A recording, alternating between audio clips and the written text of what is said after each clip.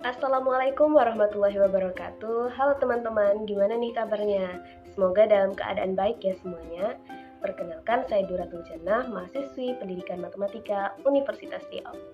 Langsung saja, di sini saya akan menyampaikan tips and trik menciptakan suasana kelas yang interaktif dalam kegiatan belajar mengajar. Sebelumnya, yuk kita cari tahu apa sih itu pembelajaran yang interaktif? Belajar adalah suatu keharusan bagi setiap peserta didik. Namun terkadang mereka merasa bosan dengan pola pembelajaran yang monoton dan itu saja. Oleh karena itu sebagian siswa menjadi malas dan kurang produktif dalam kegiatan belajar mengajar. Nah, di sini guru memegang peranan yang sangat penting dalam meningkatkan minat belajar siswa.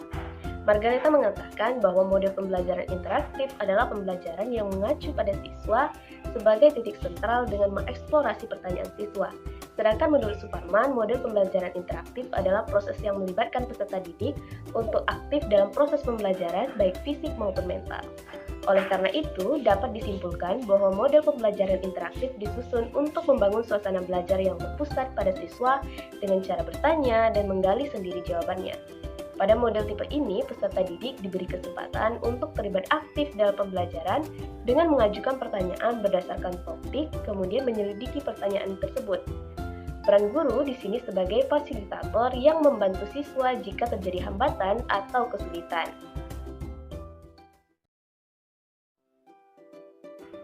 Lalu, apa saja sih tips untuk menciptakan suasana kelas yang interaktif?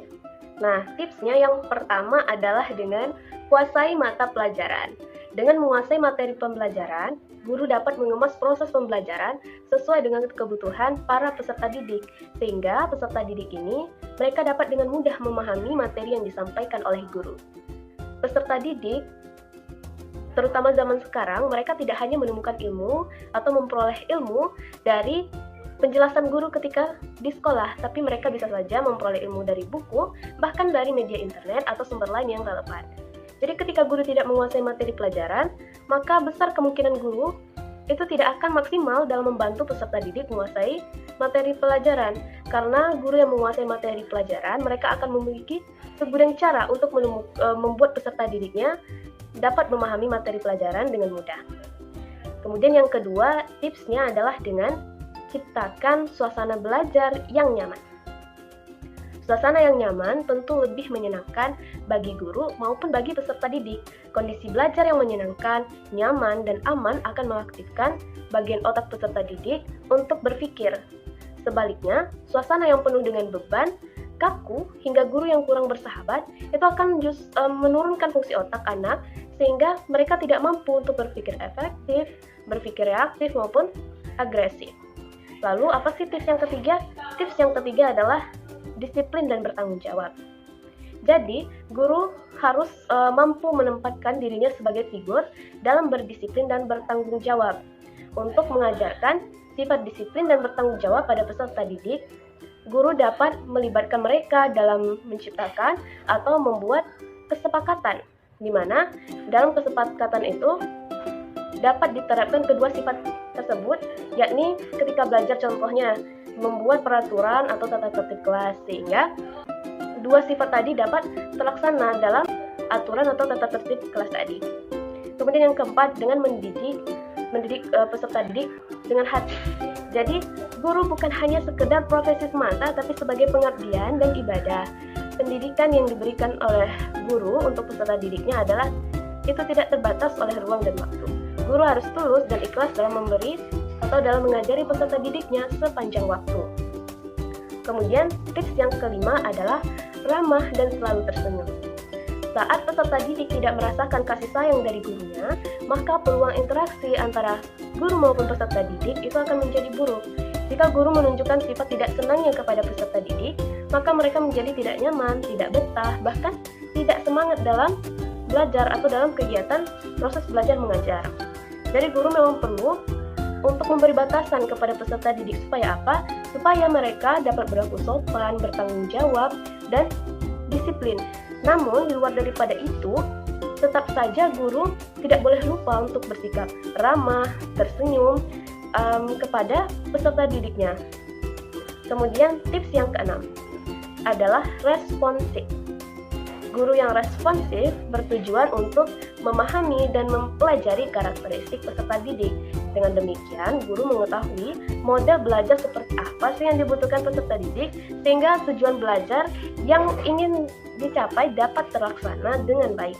Karena kurikulum saat ini menganjurkan agar peserta didik dapat menggali ilmu dari berbagai sumber. Jadi tidak hanya mendengarkan penjelasan dari guru saja, sehingga karakter dari peserta didik yang mandiri, berani, cerdik, dan berkompetisi akan terbentuk. Selanjutnya, tips yang terakhir. Nah, tips yang terakhir adalah beri kepercayaan. Guru yang memberi kepercayaan kepada peserta didiknya akan membuat peserta didik merasa dihargai dan diikutsertakan dalam proses pembelajaran di sekolah. Peserta didik mereka akan merasa bahwa dirinya mempunyai kemampuan dan dapat diandalkan, sehingga ia merasa tertantang untuk memecahkan masalah secara kreatif dan inovatif. Nah, itu adalah beberapa tips untuk menciptakan suasana kelas yang interaktif. Selain daripada itu, dalam kegiatan belajar mengajar supaya siswa lebih interaktif lagi, guru dapat membuat media pembelajaran yang menarik sehingga timbul rasa ingin tahu pada siswa. Jadi mereka akan rajin bertanya atau mereka akan lebih semangat lagi dalam belajar, seperti dengan menggunakan media belajar berupa PowerPoint atau poster atau media-media lain yang dapat menarik perhatian peserta didik. Selanjutnya, apa sih manfaat pembelajaran yang interaktif? Yang pertama, melatih peserta didik untuk berpikir lebih kritis. Model pembelajaran ini akan membuka kesempatan pada peserta didik untuk bertanya maupun memberikan tanggapan pada materi yang disampaikan oleh guru. Yang kedua, akan merangsang rasa ingin tahu pada peserta didik. Keterlibatan aktif peserta didik selama pembelajaran akan membuat peserta didik ingin tahu lebih banyak daripada yang dijelaskan oleh guru di kelas. Kemudian yang ketiga, dapat mengeksplorasi proses belajar peserta didik. Peserta didik tidak hanya menerima begitu saja apa yang disampaikan oleh gurunya di dalam kelas, tetapi juga mencoba mencari tahu lebih banyak. Dengan begitu, peserta didik bisa memiliki pengetahuan yang lebih luas atas suatu permasalahan. Kemudian yang keempat, dapat menambah makna pembelajaran. Proses pembelajaran menjadi lebih bermakna manakala terbentuk suatu interaksi yang baik antara pendidik dan peserta didik. Peserta didik bukan lagi sebagai pihak yang hanya sekedar menerima saja, tapi juga dapat memberikan tanggapan dan mengajukan pertanyaan.